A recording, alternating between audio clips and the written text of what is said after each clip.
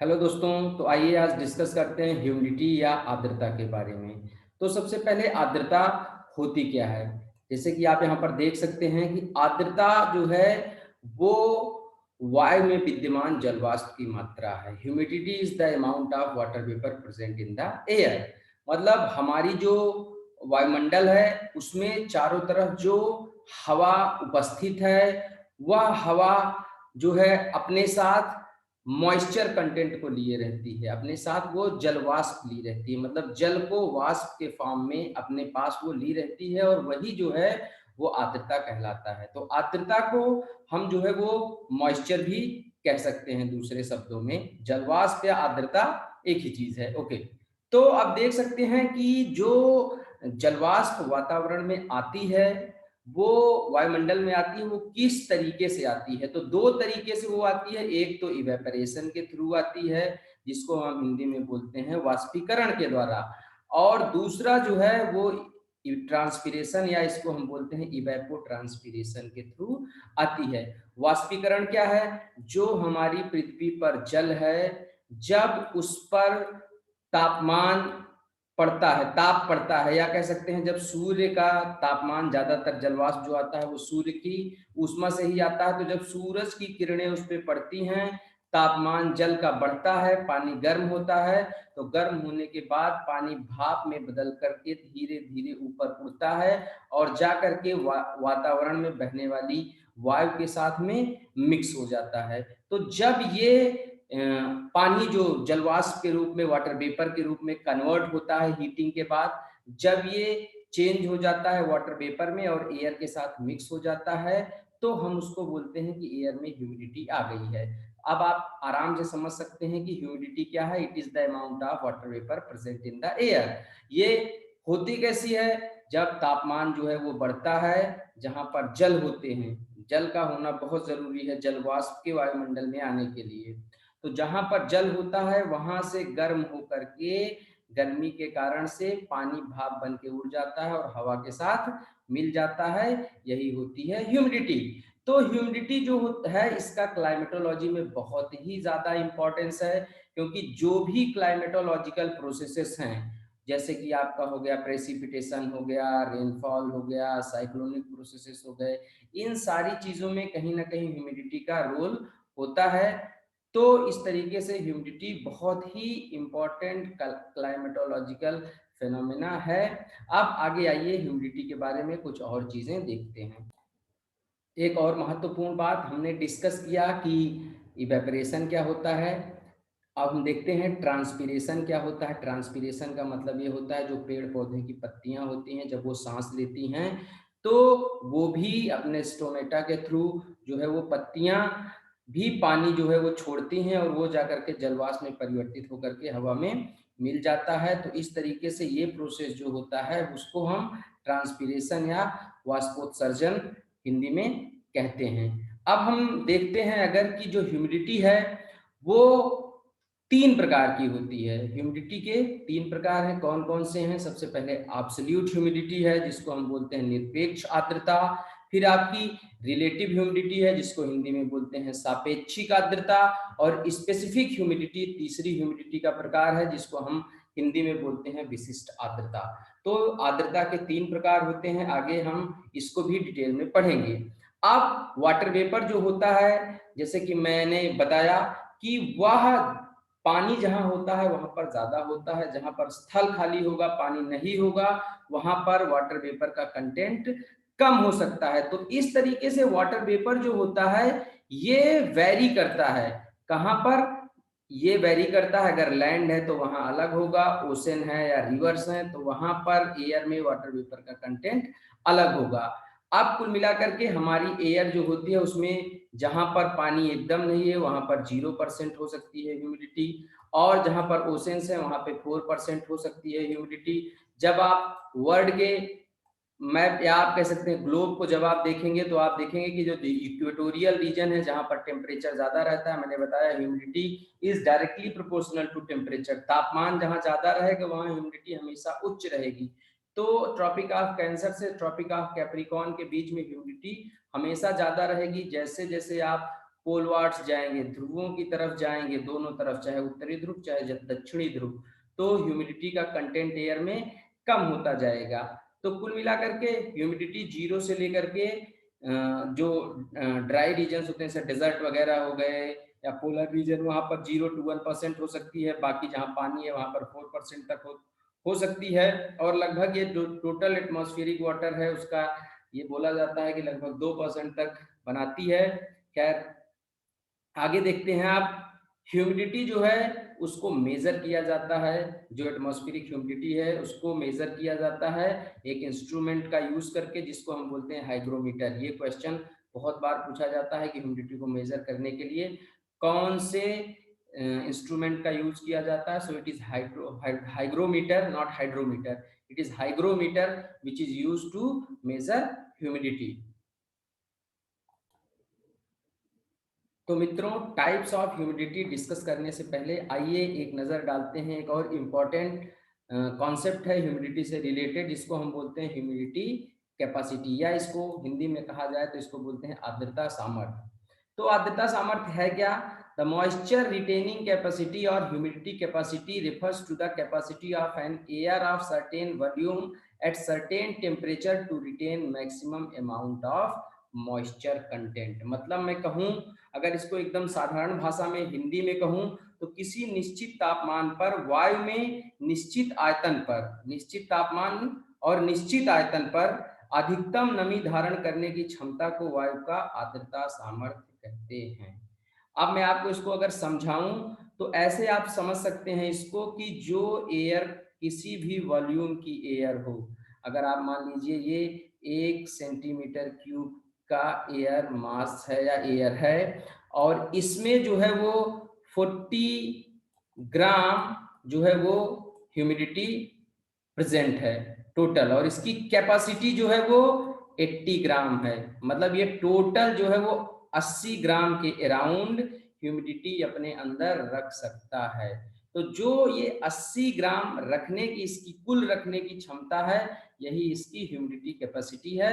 ये किसी certain temperature या किसी सर्टेन वॉल्यूम ऑफ एयर का होता है और उसको मेजर किया जाता है। तो ह्यूमिडिटी कैपेसिटी मतलब किसी निश्चित आयतन और निश्चित तापमान पर कोई भी वायु जो है वो कितना मॉइस्चर अपने अंदर रख सकती है मैक्सिमम, वही उसकी ह्यूमिडिटी कैपेसिटी है। तो जितना ज्यादा टेम्परेचर होगा उतना ज्यादा वाटर वेपर ये होल्ड कर सकती है कोई भी एयर। तो इस तरीके से टेम्परेचर ज्यादा होगा तो ह्यूमिडिटी कैपेसिटी ज्यादा रहेगी, जैसे जैसे टेम्परेचर कम होता जाता है ह्यूमिडिटी कैपेसिटी जो होती है वो घटती जाती है। तो हाई टेम्परेचर रहेगा तो मॉइस्चर कंटेनिंग कैपेसिटी हमेशा ज्यादा रहेगी। यहाँ पर मैंने सॉइल लिख दिया लेकिन ये सॉइल नहीं है, इसको आप लोग एयर कर लीजिएगा। तो एयर की जो कैपेसिटी होगी वो ज्यादा रहेगी जितना ज्यादा टेम्परेचर रहेगा। अब आप ये पॉइंट देख सकते हैं, इंपॉर्टेंट है, ह्यूमिडिटी कैपेसिटी जो सन डेज होते हैं, डेज के टाइम पे मतलब जब सूर्य रहता है जनरली तो ज्यादा होती है, रात में जो होती है ये कम हो जाती है, क्योंकि रातें जो होती हैं वो ठंडी होती हैं, दिन गर्म होते हैं। मैंने कहा था तापमान पे ये सीधा जो है वो रिलेटेड है, directly related to temperature. Temperature दिन में ज्यादा होगा तो ह्यूमिडिटी कैपेसिटी एयर की अपने आप ज्यादा होगी। उसी तरीके से समर डेज की हम बात करें, जब हम सीजन की बात करते हैं समर और विंटर की, तो समर में ह्यूमिडिटी कैपेसिटी जो होगी वो नॉर्मल सी बात है ज्यादा रहेगी, विंटर में जो होती है वो कम हो जाती है, क्योंकि विंटर में टेम्परेचर जो होता है वो कम मिलता है। तो इस तरीके से हमने देखा कि ह्यूमिडिटी कैपेसिटी क्या है और ये किस तरीके से ज्यादा होती है, किस तरीके से कम होती है। अब एक इंपॉर्टेंट पॉइंट ये है कि ह्यूमिडिटी जो एयर में होती है, जब एयर की जितनी ह्यूमिडिटी हो, जितनी उसके अंदर प्रेजेंट है वो बराबर हो जाए उसकी टोटल ह्यूमिडिटी कैपेसिटी की, तो इस केस में एयर को सैचुरेटेड एयर कहा जाता है, संतृप्त हवा कहा जाता है। मतलब अगर मैंने जैसे बताया, जैसे ये मान लीजिए 1 सेंटीमीटर क्यूब की कोई एयर है वॉल्यूम की, 1 सेंटीमीटर क्यूब वॉल्यूम की एयर है और इसमें 80 ग्राम टोटल इसकी कैपेसिटी है, 80 ग्राम इसमें टोटल आती है और मात्र इसमें 40 ग्राम प्रेजेंट है। लेकिन अगर ये धीरे धीरे ऊपर उठे और उसके बाद जो है वो ऊपर उठने के बाद इसकी कैपेसिटी, ऊपर जाने के बाद टेम्परेचर कम होता है, इसकी जो मॉइस्चर कंटेनिंग कैपेसिटी है वो कम हो जाए, वो भी आकर के किसी प्रकार 40 पर पहुंच जाए, मतलब इसकी टोटल कैपेसिटी ऊपर जाने के बाद 40 रह जाए और 40 ऑलरेडी इसमें प्रेजेंट है, मतलब जितनी इसमें जगह है ह्यूमिडिटी रहने की उतनी ही ह्यूमिडिटी इसमें रह गई। तो इस केस में ये क्या हो जाएगी, एयर सैचुरेटेड एयर हो जाएगी। तो सैचुरेटेड एयर कब होती है, सैचुरेशन तभी आता है जब किसी चीज की जितनी क्षमता होती है उतनी उसमें हवा मतलब ह्यूमिडिटी जो है वो भर जाए। जैसे हमारा पेट है, हमारी पेट की क्षमता है कि हम 4 सेब खा सकते हैं, और अगर हम हमारे पेट में सिर्फ हमने 2 सेब खाया है तो हमारा पेट सैचुरेटेड नहीं है, भरा हुआ नहीं है पूरी तरीके से। लेकिन हमने क्या किया, 2 सेब और खा लिया तो पूरा का पूरा 4 सेब हमारे पेट में आ गया, हमारा पेट भर गया, तो वो हमारा पेट क्या हो गया, सैचुरेटेड हो गया। तो जितनी क्षमता है अगर उतनी जो है ह्यूमिडिटी आ जाती है तो वो एयर क्या कहलाती है, सैचुरेटेड एयर कहलाती है। आगे के वीडियोस में जब मैं आपको प्रेसिपिटेशन पढ़ाऊंगा तो ये कॉन्सेप्ट उसमें बहुत यूज होगा, क्योंकि जब एयर सैचुरेटेड होती है तभी क्लाउड्स का फॉर्मेशन होता है और उसके बाद ही बारिश होती है। तो इसको मैं और सिंपल टर्म्स में आपको उसमें समझाऊंगा, मेरे वीडियोस को आप देखते रहिए। ओके, अब एक इंपॉर्टेंट कॉन्सेप्ट जो इससे रिलेटेड है वो है ड्यू पॉइंट का कॉन्सेप्ट है।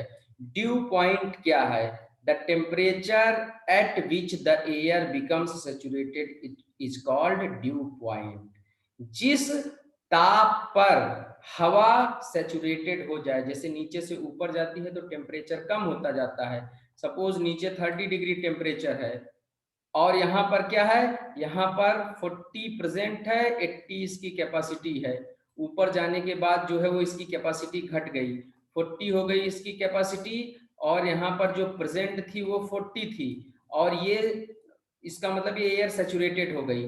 लेकिन ये इसका टेम्परेचर चेंज होता है, सपोज मान लो ये -5 डिग्री सेंटीग्रेड पर जाकर के ये वाली सिचुएशन आई, तो ये जो -5 डिग्री सेंटीग्रेड होगा टेम्परेचर, इसको हम बोलते हैं ड्यू पॉइंट या ओसांक बिंदु।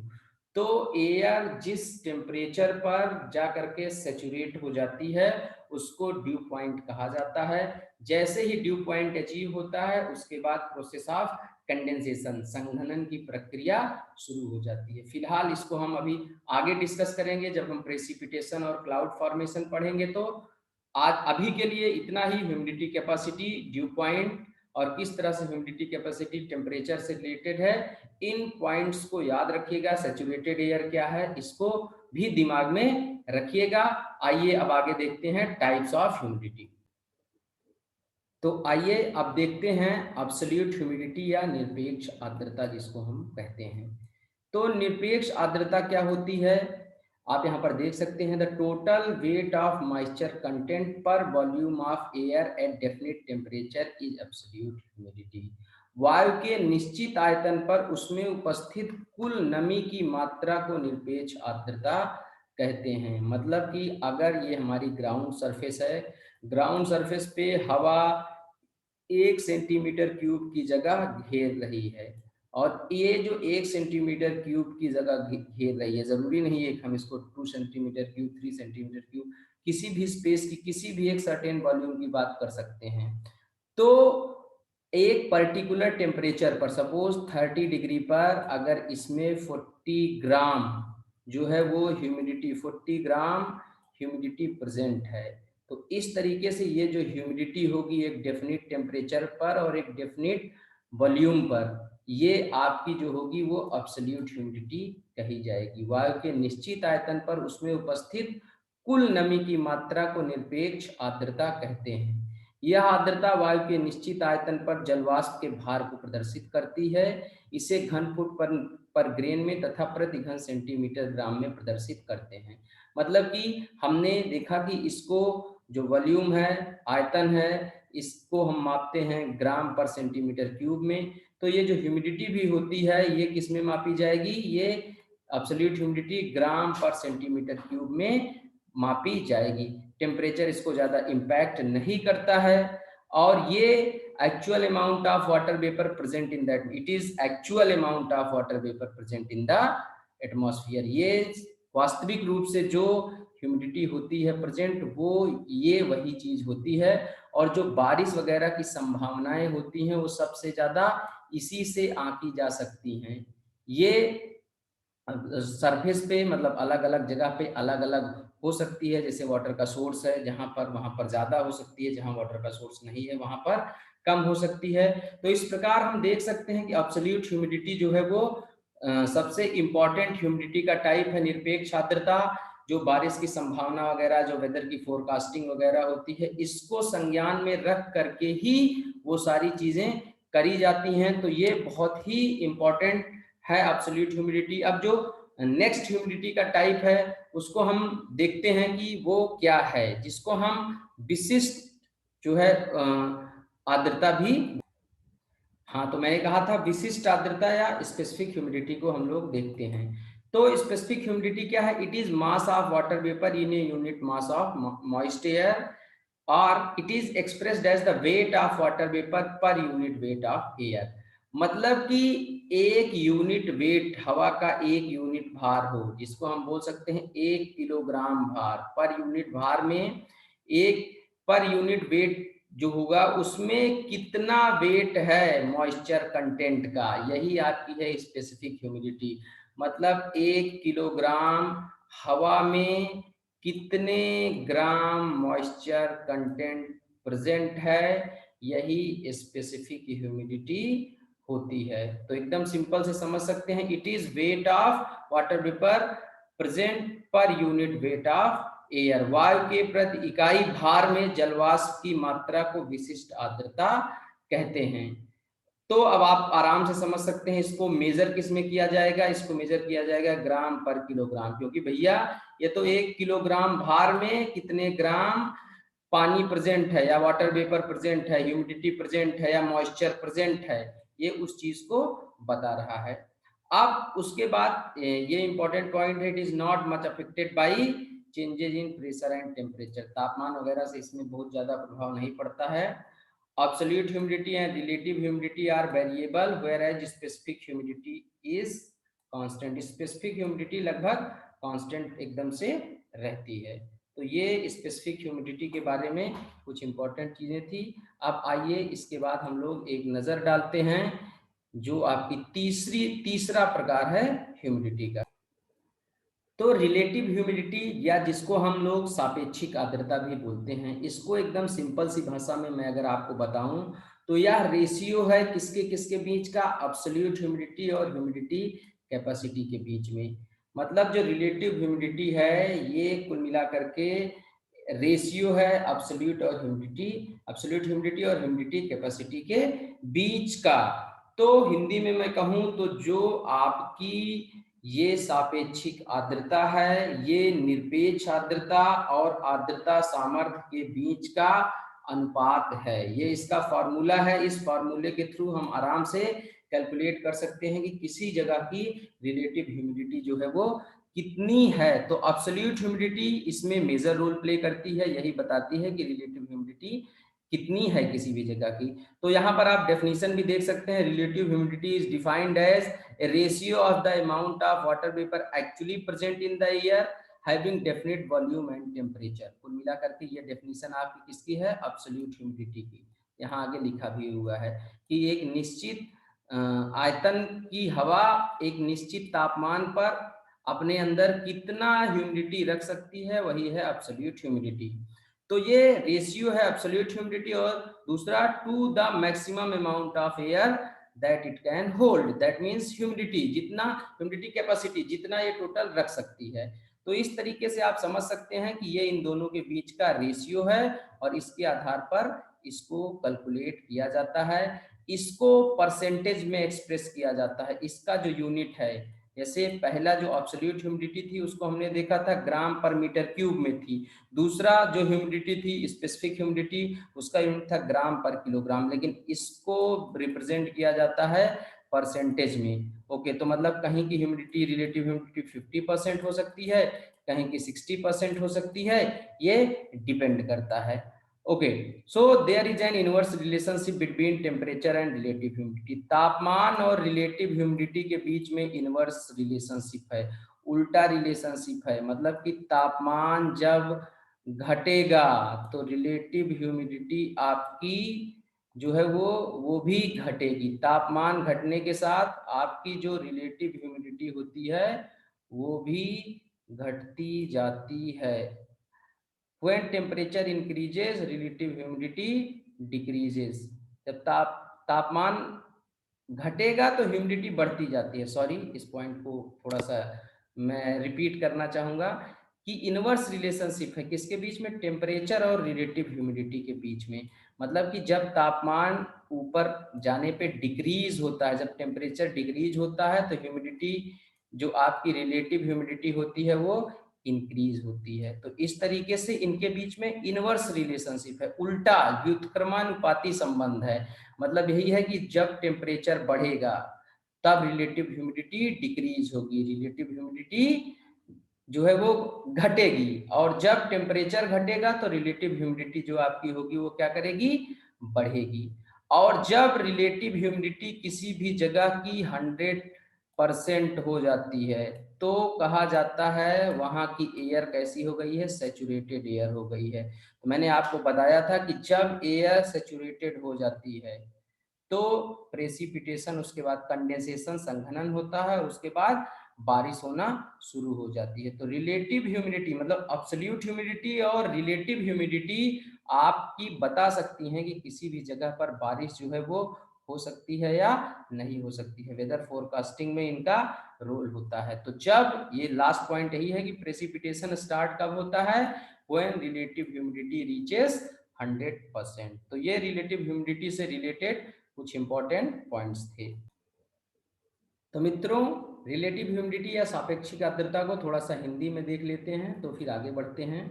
हिंदी में इसको आप आराम से समझ सकते हैं कि किसी भी तापमान पर वायु में उपस्थित जलवाष्प तथा उसी तापमान पर उसी वायु की आर्द्रता सामर्थ्य के अनुपात को सापेक्षिक आर्द्रता कहा जाता है। एब्सोल्यूट ह्यूमिडिटी और जो आपकी ह्यूमिडिटी कैपेसिटी होती है उसके बीच का ये रेशियो है, इसको प्रतिशत में व्यक्त किया जाता है। और वही चीजें मैं डिस्कस कर चुका हूँ कि जब आर्द्रता 100% हो जाती है तो कंडेंसेशन या संघनन शुरू हो जाता है और फिर उसके बाद होती है आपकी बारिश।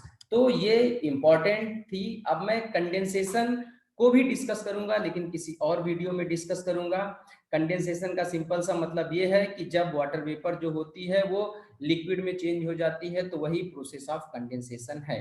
अब उसके पहले यहाँ पर हम लोग जो है वो समझते हैं कि किस तरीके से जब एयर ऊपर जाती है तो उसमें जो उसकी ये आप कह सकते हैं कि जो चेंजेस आते हैं एयर में और किस तरीके से रिलेटिव ह्यूमिडिटी चेंज होती है ऊपर जाने के बाद जैसे जैसे टेम्परेचर घटता है।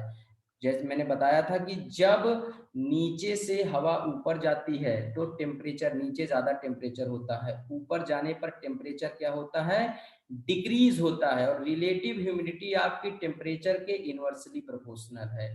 ठीक है, व्युत्क्रमानुपाती संबंध है आपकी जो सापेक्षिक आर्द्रता है और तापमान के बीच में। तो जैसे जैसे तापमान ऊपर कम होता जाता है वैसे वैसे आपकी जो सापेक्षिक आर्द्रता होती है वो बढ़ती जाती है, जैसे कि आप इस पिक्चर में देख सकते हैं। तो ये कोई सपोज नीचे एयर है, हवा है, किसी एक वॉल्यूम की हवा है और यहाँ पर आप समझ लीजिए 1 सेंटीमीटर क्यूब ऐसे वॉल्यूम की एयर है, 1 सेंटीमीटर क्यूब। और यहाँ पर आप मान लीजिए कि इसमें जो अब्सोल्यूट ह्यूमिडिटी है, जो आपकी निरपेक्ष आर्द्रता है वो 40 ग्राम पर सेंटीमीटर क्यूब है और इसकी जो ह्यूमिडिटी कैपेसिटी है वो कितनी है, 80।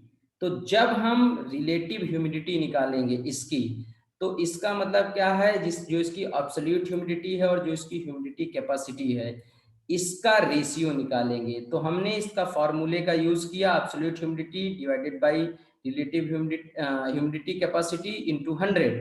तो यहाँ पर 40% है, 80 इसकी टोटल मॉइस्चर कंटेनिंग कैपेसिटी है, जो आर्द्रता सामर्थ्य है वो कितना है, 80 ग्राम पर सेंटीमीटर क्यूब।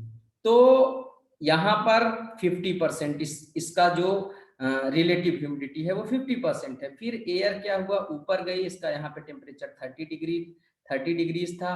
अब ये एयर ऊपर की तरफ मूव करी, मूव करने के बाद क्या, इसकी ह्यूमिडिटी कैपेसिटी क्या हो गई, रिड्यूस हो गई। लेकिन इसका जो 40 ग्राम पर सेंटीमीटर क्यूब था वो तो प्रेजेंट ही है, वो तो खत्म होगा नहीं, जाहिर सी बात है, वो तो अभी भी एयर के साथ ही है। लेकिन इसकी ह्यूमिडिटी कैपेसिटी क्या हो गई, कम हो गई। तो अब टेम्परेचर जैसे कम हुआ, इसकी ह्यूमिडिटी कैपेसिटी भी कम हो गई। अब हमने इसकी जब रिलेटिव ह्यूमिडिटी निकाली, जब इसकी हमने रिलेटिव ह्यूमिडिटी निकाली, तो ये आई 66%। 40/60 इंटू 100, 66% आ गया, 66%। फिर उसके बाद और ऊपर गई एयर, इसका टेम्परेचर और कम हुआ, 10 डिग्री सेंटीग्रेड हुआ, फिर -5 डिग्री सेंटीग्रेड हो गया, टेम्परेचर माइनस में चला गया, काफी कम हो गया। अब इसकी ह्यूमिडिटी कैपेसिटी भी कम हो गई।